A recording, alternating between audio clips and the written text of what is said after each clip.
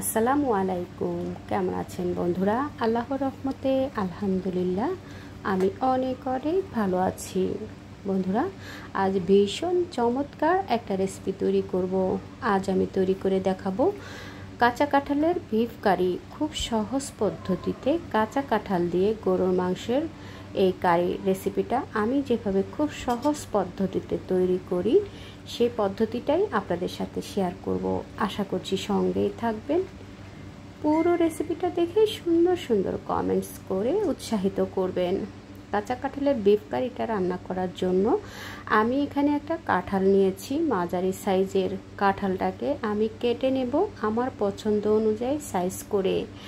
বন্ধুরা, কাঁচা কাঁঠালের কারিটা তৈরি করার জন্য আপনারা আপনাদের পছন্দ অনুযায়ী কাঁঠালটাকে কেটে নিতে পারেন। তো এভাবে করে টুকরো করে কাঁঠালগুলোকে কোষ সহ এভাবে করে কেটে নেব। বন্ধুরা, কাঁচা কাঁঠাল কম বেশি সকলে কেটে থাকেন। আমি যেভাবে কেটে নিচ্ছি বা যে সাইজ করে কেটে নিচ্ছি সেই পদ্ধতিটাই আপনাদের সাথে শেয়ার করছি। বন্ধুরা, দেখতে থাকুন, নিশ্চয়ই আপনাদের কাছেও আজকের এই রেসিপিটা খুব ভালো লাগবে। কাঁঠালগুলোকে কেটে ভালোভাবে ধুয়ে নিয়েছি। ধুয়ে এখন আমি একটু ভাপিয়ে নেব। বন্ধুরা, আমি ভাপিয়ে নেওয়ার জন্য পর্যাপ্ত পরিমাণে হাঁড়িতে পানি দিয়ে দিয়েছি। পানিটা বলক ওঠার পরে এখানে কিছুটা হলুদের গুঁড়া দিয়েছি। কিছুটা হলুদের গুঁড়া দিয়ে কাঁঠালগুলোকে ভাপিয়ে নিলে দেখতে খুব ভালো লাগবে এবং কষ ভাবটাও দূর হয়ে যাবে। ফুটন্ত গরম পানিতে একটু 5 মিনিট দু একটা বলক ওঠা পর্যন্ত ভাপিয়ে নিয়েছি। এখন আমি একটা স্ট্রেনার দিয়ে ছেঁকে কাঁঠালগুলোকে এভাবে আরেকটা স্ট্রেনারে তুলে নেব। এভাবে করে তুলে পানিটা ঝরিয়ে নেব। আপনারা যদি ফ্রোজেন করতে চান তাহলে এভাবে করে পানিটা ছেঁকে নিয়ে এরপর ফ্যানের বাতাসে কিছুক্ষণ ছড়িয়ে রেখে দিলে ঠান্ডা হয়ে যাওয়ার পরে আপনারা জিপলক ব্যাগে কিংবা এয়ারটাইট বক্সে ভরে ডিপ ফ্রিজে সংরক্ষণ করে যে কোনো সময় আপনারা এই কাঁঠালটা দিয়ে কারি তৈরি করে নিতে পারেন। তো আমি কিছুটা ফ্রোজেন করে রেখে দিয়েছি এবং কিছুটা রান্না করে নেব গরুর মাংস দিয়ে। এখানে আমি 3 কেজির মতো গরুর মাংস নিয়েছি। মাংসটাকে রেগুলার কাট করে ভালোভাবে ধুয়ে পরিষ্কার করে পানিটা ঝরিয়ে নিয়েছি। আমি হাড় চর্বি সহ মাংসটা নিয়েছি। বন্ধুরা, আমি খুব দ্রুত গরুর মাংসটা রান্না করার জন্য প্রেশার কুকারে আজ গরুর মাংসটা রান্না করে নেব।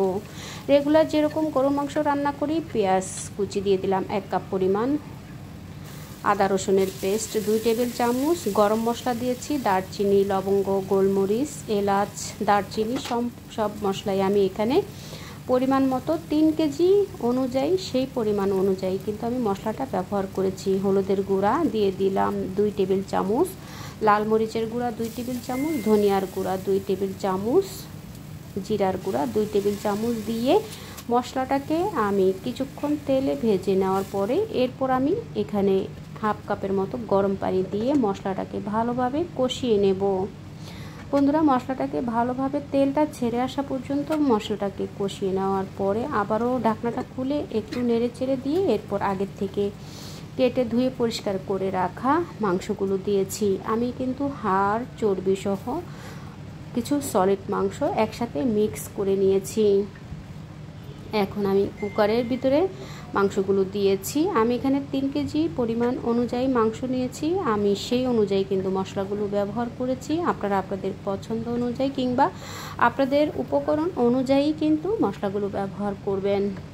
বন্ধুরা, তো মশলাগুলো দিয়ে মাংসটা দিয়ে এরপরে ভালোভাবে নেড়ে চেড়ে আমি কিছুক্ষণ কষিয়ে নেব।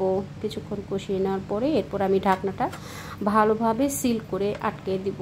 এতে করে মাংসটা খুব দ্রুত কুক হয়ে যাবে। 6-7টা সিটি ওঠা পর্যন্ত মাংসটাকে আমি কুক করে নেব।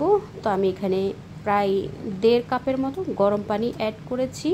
আপনারা চাইলে পানিটা না দিয়েও কিন্তু প্রেশার কুকারে মাংসটা রান্না করে নিতে পারেন। যেহেতু মাংস থেকে পানি বের হবে সেই পানি দিয়ে কিন্তু মাংসটা রান্না হয়ে যাবে। যেহেতু আমি এই মাংসর সাথে কাঁঠাল ব্যবহার করব, যার কারণে এখানে আমি আরও কিছুটা পানি দিয়ে 6-7টা সিটি ওঠা পর্যন্ত মাংসটাকে জাল করে রান্না করে নিয়েছি। এখন আমি রান্না করা মাংসটা বড় একটা প্যানে ঢেলে দিয়েছি। যেহেতু আমি এখানে কাঁঠাল দেব, তাই আমার এখানে প্রয়োজন মতো আর একটু বড় প্যানে আমি ঢেলে দিয়েছি। আর এখানে আমি কিছু আলু দেব। আমি এখানে আমার পছন্দ অনুযায়ী কিছু আলু কেটে টুকরো করে দিয়ে দিব। এখন আমি ঢাকনাটা দিয়ে একটু বলক তুলে নিয়েছি মাংসটাকে। যেহেতু আমি প্রেসার কুকার যখন বন্ধ করেছিলাম, মাংসটা অলরেডি ঠান্ডা হয়ে গেছে। এখন আমি মাংসটাকে আরও কিছুটা বলক তুলে নিয়ে এরপর আমি এখানে আলু দিয়ে দেব। আমি এখানে প্রায় 1 কেজির মতো আলু দিয়েছি। বন্ধুরা, আলুটা দিয়ে আরও কিছুক্ষণ জাল করে যখন আলুটা সেদ্ধ হয়ে আসবে, ঠিক সে সময় আমি কাঁঠালটা দিয়ে দেব। যেহেতু আমার কাঁঠালটা আগের থেকেই ভাপিয়ে নেওয়া আছে, আর কাঁঠাল রান্না করতে কিন্তু খুব একটা সময় লাগে না, খুব দ্রুতই কিন্তু কাঁঠাল রান্না হয়ে যায়। যার কারণে আমি আলু এবং মাংসটাকে আগেই ভালোভাবে রান্না করে নিয়েছি। তো বন্ধুরা, কেটে ভাপিয়ে রাখা কাঁঠালের দিয়ে দিলাম আমি এখানে। আমি একটা কাঁঠালের অর্ধেকটা এখানে ব্যবহার করেছি, বাকি অর্ধেকটুকু আমি ফ্রোজেন করে রেখে দিয়েছি। আমি অন্য একটা রেসিপি তৈরি করব। তো বন্ধুরা, কাঁঠালের টুকরোগুলো দিয়ে আমি আরও কিছুক্ষণ কষিয়ে নিচ্ছি। নিয়ে এরপর আমি ঢাকনাটা খুলে আবারও মাংস এবং কাঁঠালগুলোকে ভালোভাবে নেড়ে দেব। হাই হিটে কিন্তু আমি জাল করে নিচ্ছি। খুব কিছুক্ষণ নেড়ে চেড়ে এরপর আমি কিছুটা গরম পানি দিয়ে দিলাম। যেহেতু ঝোল ঝোল হবে, রেসিপিটা একটু ঝোল ঝোল হবে, তাই আমি এখানে ঝোল দিয়ে দিলাম। যে যেরকম ঝোল খেতে পছন্দ করেন সেই অনুযায়ী কিন্তু ঝোল অ্যাড করে দিবেন। আর অবশ্যই কিন্তু গরম পানিটাই ব্যবহার করবেন। তো পানিটা দিয়ে কিছুক্ষণ আমি জাল করে নিয়েছি। হাই হিটে জাল করে নিয়ে আমি এপিট ওপিট কিছুক্ষণ পরপর হাতলটা দিয়ে একটু নেড়ে দিচ্ছি, যাতে সব সাইডে সমানভাবে রেসিপিটা কুক হয়ে যায়। আমি এখন একটা ফোড়ন দিয়ে দেব। আমার রান্নাটা প্রায় কমপ্লিট হয়ে গেছে। এই পর্যায়ে আসার পরে আমি একটা ফোড়ন দিয়ে দেব। তো এখানে আমি হাফ কাপের মতো সয়াবিন তেল দিয়ে দিলাম। আপনারা চাইলে সরিষার তেল দিয়েও ফোড়নটা দিতে পারেন। 4টা বড় পেঁয়াজ কুচি করে দিয়েছি। 2টা বড় ইন্ডিয়ান রসুনকে কুচি করে দিয়ে এরপর আমি পেঁয়াজ রসুনটাকে তেলে কিছুক্ষণ ভেজে বাদামি কালার করে নেব।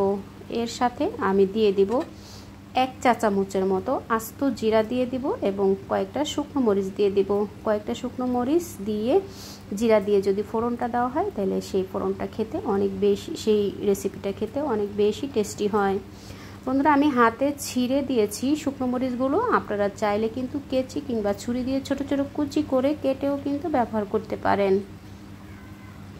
এরকম ব্রাউন কালার হয়ে আসার পরে, পেঁয়াজ রসুনটা ব্রাউন কালার হয়ে আসার পরে আমি এখানে 1 চা চামচের মতো আস্ত জিরা দিয়ে আবারও কিছুক্ষণ নেড়ে চেড়ে যখন জিরা থেকে খুব সুন্দর একটা ফ্লেভার আসবে এবং পেঁয়াজ রসুনটা একেবারে বেরেস্তা কালার হয়ে আসবে, ঠিক সে সময় আমি ফোড়নটা দিয়ে দিব। বন্ধুরা, আপনারা এই ফোড়নটাকে ঠান্ডা করে নিয়ে ব্লেন্ডারে পেস্ট করে নিয়েও ব্যবহার করতে পারেন। চাইলে আপনারা শিলপাটায় বেটেও কিন্তু ব্যবহার করতে পারেন। আমি আর সেই কাজটা করলাম না, আমি এভাবে করেই কিন্তু ফোড়নটা দিয়ে দিয়েছি। যদি বেটে ফোড়নটা ব্যবহার করা হতো, তাহলে এই ফোড়নটা দিয়ে রেসিপিটা তৈরি করলে খেতে অনেক বেশি টেস্টি হয়। তো সেটা আমার কাছে একটু ঝামেলার মনে হয়, যার কারণে আমি গরম গরম থাকা অবস্থায় কিন্তু ফোড়নটা ব্যবহার করেছি। এভাবে করলেও কিন্তু খেতে অনেক বেশি টেস্টি হয়। সব শেষে আমি কিছু কাঁচা মরিচ দিয়ে দিলাম, লাল কাঁচামরিচ এবং সবুজ কাঁচামরিচ। আমি একটু কাঁচামরিচের মাথাটা একটু ভেঙে দিয়েছি ঝালের জন্য আর ফ্লেভারের জন্য। আপনারা চাইলে কিন্তু আস্তও দিতে পারেন অথবা ভেঙে কিংবা কেটেও ব্যবহার করতে পারেন। মরিচটাকে যে যেরকম ঝাল খেতে পছন্দ করেন সেরকম কিন্তু ঝালটা আপনারা অ্যাড করে দেবেন। সব শেষে আমি কিছুটা ধনিয়া পাতা কুচি দিয়ে এরপর আমি চুলাটা অফ করে দেব। ধনিয়া পাতা কুচি দিয়ে দিলাম কিছুটা, দিয়ে কিছুক্ষণ জাল করে নেওয়ার পরে এরপর আমি চুলাটা অফ করে দেব। দেখলেন তো বন্ধুরা, কত সহজে তৈরি হয়ে গেল কাঁচা কাঁঠালের বিফ কারি। খুব সহজ পদ্ধতিতেই কিন্তু রেসিপিটা তৈরি করার চেষ্টা করেছি। যারা এতক্ষণ ধৈর্য ধরে রেসিপিটার সঙ্গে ছিলেন, একটা লাইক দিতে ভুলে গিয়ে থাকলে প্লিজ বন্ধুরা একটা লাইক দিয়ে রেসিপিটা কন্টিনিউ করে নেবেন। ফেসবুক পেজ থেকে রেসিপিটা দেখে থাকলে পেজটাকে ফলো দিয়ে রাখবেন। ইউটিউব চ্যানেল থেকে দেখে থাকলে রেসিপিটা ফুল ওয়াচ করে সাবস্ক্রাইব করে অল বাটনে ক্লিক করে রাখবেন। এতে করে আমার নিত্য নতুন রেসিপির নোটিফিকেশন সবার আগে আপনার কাছে পৌঁছে যাবে। পরবর্তী রেসিপি দেখার আমন্ত্রণ রইল। দেখা হবে নতুন কোনো রেসিপির সঙ্গে। যারা আমাকে আগে থেকে সাপোর্ট করছেন, এখনও আমাকে সাপোর্ট করে যাচ্ছেন, সুন্দর সুন্দর কমেন্টস করে উৎসাহিত করছেন, সবাইকে অসংখ্য ধন্যবাদ জানাই। বন্ধুরা, এই রেসিপিটা যদি আপনাদের মনে কোনো অংশে একটু হলেও জায়গা করে নেয়, প্লিজ বন্ধুরা আপনারা আপনাদের টাইমলাইনে শেয়ার করে দিয়ে আপনাদের ফ্যামিলি ফ্রেন্ডসকে দেখার সুযোগ করে দেবেন। একবার হলো এই রেসিপিটা তৈরি করে নেবেন, কেমন হলো কমেন্টস করে জানাবেন। আপনাদের একটা লাইকস, একটা কমেন্টস আমার এই রেসিপিটা পৌঁছে যাবে আরও অনেক বন্ধুদের কাছে, তারাও আপনাদের মতো করে আমাকে সাপোর্ট করতে পারবে। আল্লাহ হাফেজ।